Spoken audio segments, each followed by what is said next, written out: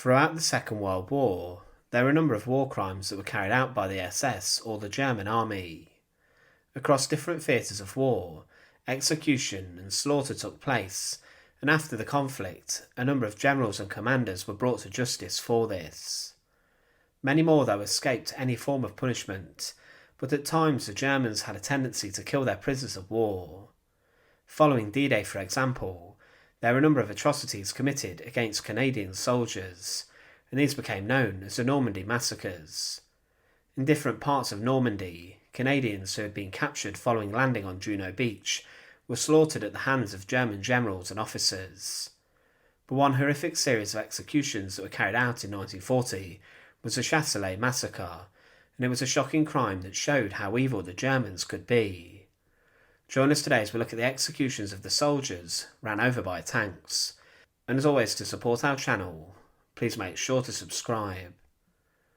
On the 10th of May 1940, the Germans launched their invasion of France following the fact the French declared war on the Germans 8 months before.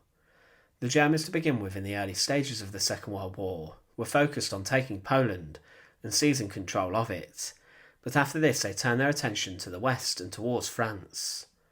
The Germans would quickly, using their blitzkrieg tactics, rampage into French lands. They were pitted against the French armed forces, many of whom were colonial troops and soldiers. From many parts of the world, soldiers were brought to fight against the Germans, and this included soldiers from Senegal. But the power of the German army quickly overwhelmed the French army, and they were forced to retreat. In May 1940, the German soldiers would manage to take land in the Somme. They would capture many different French prisoners of war, including soldiers from the African colonies held by France. The Germans treated these particular soldiers with extreme contempt, and they recalled an event known as the Black Horror on the Rhine, which was panic that emerged in Weimar Germany about crimes allegedly committed by Senegalese and African soldiers who served in the French army during the French occupation of the Rhineland.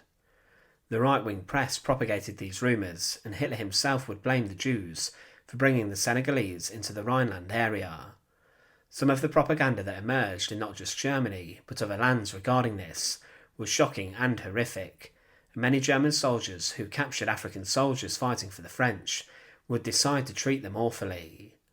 At the time, the German High Command, the Oberkommando der Wehrmacht, had not issued orders to specifically target colonial soldiers and troops, but they did not stop German soldiers being barbaric towards them. The High Command knew that many atrocities were being committed by Wehrmacht and Waffen-SS soldiers during the invasion of France. The Waffen-SS in particular, indoctrinated by their Nazi ideology, were eager to murder and slaughter those who were considered subhuman. They would carry out a terrible atrocity on the 27th of May 1940 as soldiers from the SS Death Heads Division would murder 97 British soldiers of the Royal Norfolk Regiment who had surrendered in what became known as the Lyon Massacre. But the Germans had deemed the colonial troops as feared enemies for some time, and many fought against them during the First World War, and they fought bravely. But Hitler and the Nazis deemed those specific soldiers as subhuman and as deserving of no mercy or compassion. They would in 1940 suffer a terrible massacre which showed the barbarism of the German forces and how they were willing to slaughter people based on the colour of their skin. As the French forces suffered heavy losses in May and June 1940, Senegalese soldiers were caught in the fighting. They wanted to fight, and they were often commanded to fight battles they could not win, and they were forced to withdraw from the front line or surrender. On a number of occasions, the regular soldiers of the German army would execute black soldiers for no reason. On the 17th of June 1940, Marshal Philippe Pétain stated in an announcement that he would look to bring the hostilities to an end and to sign an armistice with Adolf Hitler and the Nazis. The Germans were too strong and powerful for the French, and to minimise damage, this is what the French proposed. But 2 days after this, a group of German soldiers from the Grossland Deutschland Division and the 3rd SS Panzer Division launched an assault on the city of Lyon. Those who were defending the city were the 25th Senegalese Tirailleurs Regiment, and they were based in the northwest of the city to fight against the Germans. But it became clear that the Germans were yet again too strong, and the Germans captured many French soldiers, and they executed many of them. Around the 20th of June, the Germans were facing a lot of resistance, but they managed to wipe out all of the resistance around Lyon. The 25th Regiment, who were based in the village of Chasselay, would run out of ammunition, and because of this they decided to surrender to the Germans, their enemy. But the Senegalese soldiers who were captured were treated very badly. The Germans rounded up the French POWs and split them into colonial and non-colonial POWs. The colonial POWs were then moved by the German soldiers towards a quiet and isolated road, and they were then led into a field. Inside of the field, the Senegalese soldiers and their white officers were split up, and the officers were led to the side and were told to lie face down in the mud. This is probably so they couldn't see anything. The Senegalese were then ordered to gather in front of 2 German tanks. These tanks were manned by tank crews, and the soldiers were then ordered to try and run away from the vehicles. As they did this and they managed to flee, the German panzer crews opened up their machine guns on the French soldiers.